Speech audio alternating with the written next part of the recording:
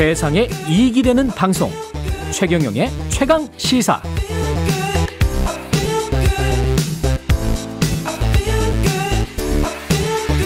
네, 조 바이든 미국 행정부가 코로나19 이후의 경기 부양과 인프라 투자에 필요한 막대한 재정을 조달하기 위해서 법인세 증세를 추진하고 있습니다.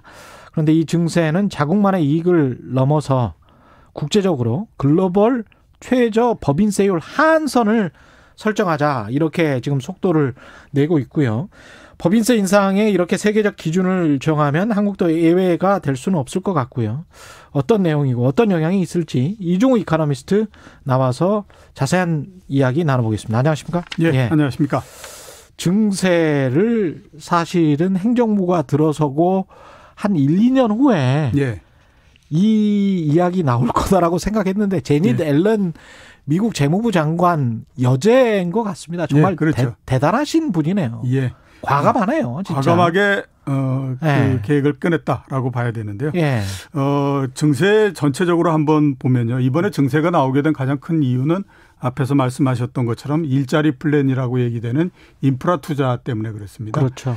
일단 인프라 투자를 향후 10년간에 걸쳐서 2조 2,500억 달러만큼 하겠다라고 하는 거니까 그 재원을 마련해야 되지 않습니까? 그 재원 마련에 한 그 방안으로서 대략 한 60% 정도의 재원을 마련하는 방안으로서 증세를 얘기를 하고 있는 건데요. 증세 몇 가지로서 일단 진행이 됩니다. 하나는 법인세를 21%에서 28%로 올린다 하는 거고, 두 번째는 이제 국제적으로 법인세가 가장 낮은 곳이 13%입니다. 그거를 21%로 최저를 아무튼 21%까지로 하자라고 하는 겁니다. 그러니까 미 국내 법인세는 28%로 올리고, 그리고 국제적으로는 21%가 최저가 되도록 만들자. 라고 하는 거죠. 와, 대단하네. 그래서 최근에 보면 이제 또 하나 더 나온 거는 미국의 다국적 기업들이 있지 않습니까? 다국적 기업들이 해외에서 번 돈에 대해서도 세금을 좀 더 물려라 라고 하는 거고요. 이게 다 빠져나갔잖아요, 이 사람들이. 그렇죠. 사실은.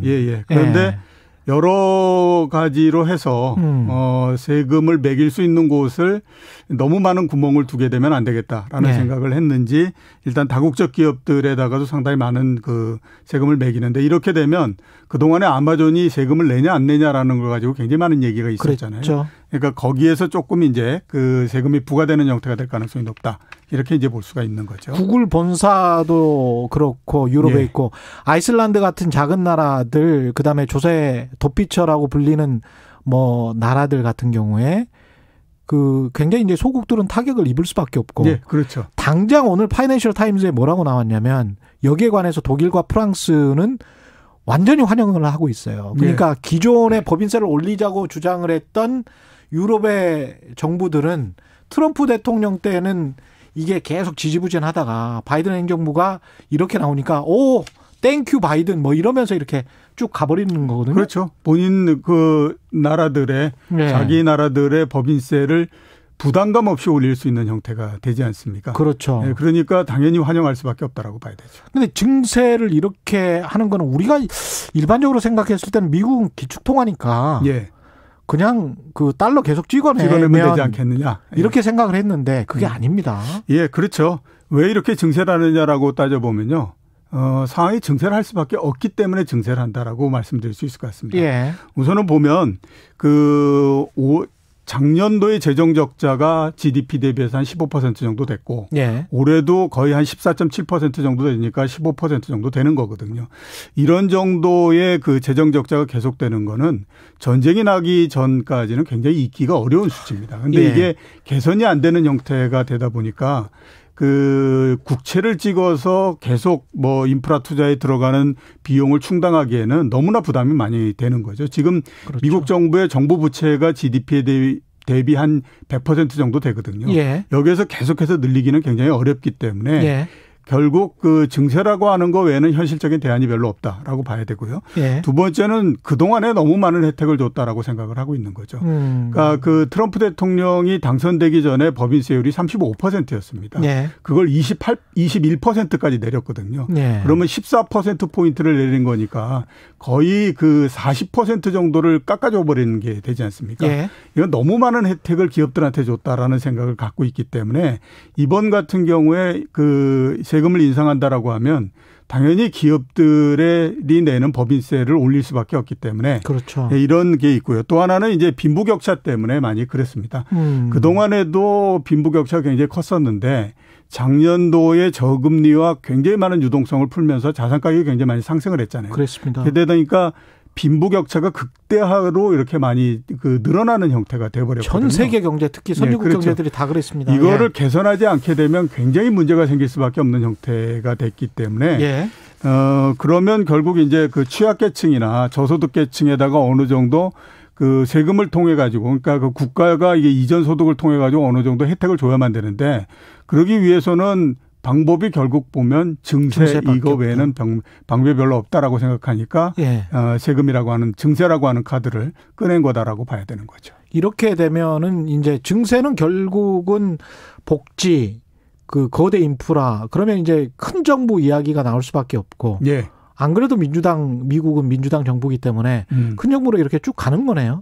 그렇죠. 일단 당분간은 좀 뭐 큰 정부가 된다라고 봐야 될 것 같고 그 관건은 이번 그 증세를 계기로 해서 완전히 이제 그 미국 정부가 경제를 운영하는 시스템 자체를 바꿀 거냐 하는 것들을 좀 봐야 되는데 아직까지는 좀 확신할 수 없다라고 말씀을 드릴 수밖에 없는데요. 미국의 경제 시스템 그러니까 경제 철학은 크게 봐서는 두 가지입니다. 하나는 그 대공황 때 만들어진 뉴딜의 형태가 하나 있고요. 뉴딜. 이거는 이제 큰 정부, 그러니까 정부 주도하에서 뭐 인프라 투자도 하고 그다음에 또 뭐 고용도 하고 이런 형태가 되기 때문에 정부가 굉장히 커질 수밖에 없고요. 그다음에 이제 또 다른 쪽이 이제 레이거노믹스인 그렇죠. 거죠. 그러니까 밀턴 프리드만. 그 정부의 개입을 최소한 시간으로서 하고 그렇게 하다 보니까 시장이나 그 기업의 기능 쪽에 보다 더 이제 많은 중점을 두는 이런 형태였거든요. 그 결정적으로 큰 정부에서 적은 정부로서 넘어와 버리게 된 계기는 60년대 경제가 굉장히 좋았습니다. 그때가 이제 이른바 이 큰 정부가 굉장히 아무튼 효과를 많이 보던 때였거든요. 그래서 한 100개월 정도 그러니까 한 8년 정도에 걸쳐서 미국 경제가 굉장히 좋았는데 이렇게 좋다 보니까 어떤 형태로 했냐면 정부의 능력을 보다 더 확대하기 위해서 계속해서 이 세금을 올리는 형태가 됐어요. 그래서 67년도에 48%였거든요. 법인세율이. 48%요? 48%요. 그거를 8년도 말이 되면 52.8%까지 올립니다. 야, 법인세율이 52%였군요. 그렇죠. 그리고 나서 한 10개월 정도 지나서 경기가 나빠지기 시작해서 거기에다가 이제 월남전이 더해지고 월남전 여파가 있죠. 이런 것까지를 전부 다 더해지다 보니까 미국 경제가 엄청나게 안 좋아졌고요. 70년대 내내 10년 동안 미국 경제가 굉장히 어려운 형태가 됐어요. 그러니까 그때 이제 어떤 생각들을 했냐면 야, 이건 아닌 것 같다. 정부의 개입을 최소한으로 하고 민간의 이 경제 능력이나 이런 것들을 향상시켜서 가자라고 하는 거가 나왔기 때문에 그 결과로 해서 나온 것이 레이거노믹스였고 그게 이제 작은 80년대 정부. 초반부터 그런 형태가 됐죠. 그런데 이게 작은 정부가 되면서 또 문제는 뭐냐면 빈부의 격차가 너무 확대돼 버리는 형태가 된 겁니다. 그리고 작년도에 그 빈부의 격차라고 하는 것이 정말 이대로 가서는 이 세상이 유지되기가 어렵겠다. 극명해졌죠. 그런 형태가 되다 보니까 그러면 이거를 조금 바꿀 수 있는 그 형태로서 좀 가야 되지 않느냐라고 하는 첫걸음이 지금 증세. 이런 거가 되기 때문에 전체적으로 봤을 때에 미국도 그렇고요. 앞으로 전 세계적으로도 어느 정도 증세 기조가 들어가면서 기존의 이 작은 정부에 의해서 이루어져 있었던 경제 시스템 이 부분들을 조금씩은 수정하는 형태로서 가지 않겠느냐라는 생각이 듭니다. 거대한 시대 전환이 될 수도 있을 것 같고. 그렇죠. 그게 이제 경제에 미치는 영향도 궁금하고 금융시장에 미치는 영향도 궁금한데요. 일단 뭐 경제에 미치는 영향은 앞에서 말씀드렸던 것처럼 두 개의 그 형태가 있다라고 말씀드리지 않았습니까? 미국 경제를 끌고 가는 형태가 큰 정부냐 작은 정부냐 이런 형태가 있다고 말씀드렸잖아요. 이게 어느 쪽이 좋으냐를 놓고 이미 50년 내내 계속해서 치고받고 있는 상태입니다. 그러니까 그때 다르죠. 뭐. 그렇죠. 큰 정부를 낫다라고 생각하는 쪽에서는 정부가 투자를 많이 하게 되면 민간도 그에 맞춰서 투자를 많이 하게 되는 거고 그렇게 되면 고용도 늘어나고 소득도 증가하기 때문에 소비가 늘어나는 거다. 그러니 이게 더 좋은 거다라고 얘기를 하는 거고요. 대신에 또 이제 작은 정부 쪽을 얘기하는 거는 그게 아니고 정부가 이렇게 투자할 수 있는 전체적인 규모는 정해져 있는데 그중에서 정부가 많은 거를 갖고 가게 되면 민간 쪽에서 투자할 수 있는 거는 극히 한정되는 게 아니냐. 세금을 낮춰서. 효율성 면에서 봤을 때에 민간이 투자하는 것이 정부가 투자하는 것보다도 훨씬 더 효율성이 효율적이다. 높기 때문에 이게 더 좋은 거다라고 해서 계속해서 밀고 당기면서 얘기를 하고 있는 과정이거든요. 근데 이번 같은 경우에는 포커스를 과연 누가 더 효율성이 있느냐라고 하는 거에도 줘야 되지만 보다 더 큰 부분은 뭐냐면 빈부격차를 얼만큼 해소시킬 수 있느냐 하는 부분들이 중요하기 때문에 그런 면에서 봤을 때는 경제에 1차적으로는 조금 아무튼 좀 부정적인 영향도 있겠지만 시간이 지나면서 긍정적인 형태가 될 가능성이 높다. 이렇게 봐야 될 것 같고요. 빈부격차 문제가 이렇게 시대적 화두로 떠오른 게 없었던 것 같기는 합니다. 그런데 이 그렇죠. 금융시장으로 보면 부채를 계속 발행을 하면은 사실은 저금리 기조를 계속 유지하면서 자산시장의 거품을 계속 키워가는 거잖아요. 그렇죠. 그러니까 증세로 가버린다는 거는 인플레이션이랄지 금리가 상승하는 거를 그냥 묵인, 방조 이쪽으로 갈 수도 있는 거 아닙니까? 증세를 한 것이 뭐 자본시장의 가장 대표적인 주식시장에 어떤 영향을 미쳤느냐. 이게 한 1910년도 이래로 미국이 7번 정도의 증세를 했거든요. 그렇죠. 영향이 나타나는 형태는 아주 각기각제입니다. 그렇기 때문에 정확하게 이렇게 나눌 수는 없는데 공통적인 건 경제가 좋을 때 이럴 때 증세를 하게 되면 별다른 영향이 안 나타나고요. 대신에 경제가 나쁠 때나 아니면 정부가 굉장히 판단 미스를 해가지고 증세를 했을 때 이런 경우에는 굉장히 좀 부정적인 형태로서 영향이 나타나는 것이 일반적인 형태이거든요.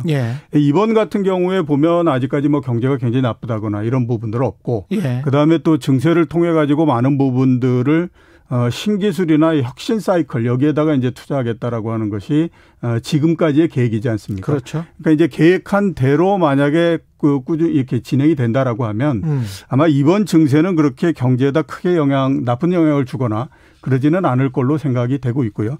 당장에 이제 그런 면들이 주식시장에 긍정적인 형태로서 계속 영향을 현재까지는 좀 미치고 있죠. 한 일주일 정도 지났는데 미국 시장에서도 보면 주가가 좀 올라가는 형태가 되고 이런 거기 때문에 이번 증세는 현재까지는 아무튼 시장에서 그렇게 나쁘지 않게 받아들이고 있는 상태다. 사실은 너무 많이 가져갔잖아요. 아마존이랄지 구글이랄지 이게 뭐 어지간한 나라들의 GDP보다 훨씬 더 시가총액이 높은 기업들이니까. 그렇죠. 그렇기 때문에 세금을 더 많이 내야 되는 건 당연하다라고 봐야겠죠. 많이 먹었잖아. 그런 생각이 듭니다. 오늘 말씀 감사하고요. 지금까지 이종우 이코노미스트였습니다. 고맙습니다. 4월 7일 수요일 KBS 1라디오 최경영의 최강시사 오늘은 여기까지고요. 내일 아침에 다시 돌아오겠습니다. 고맙습니다.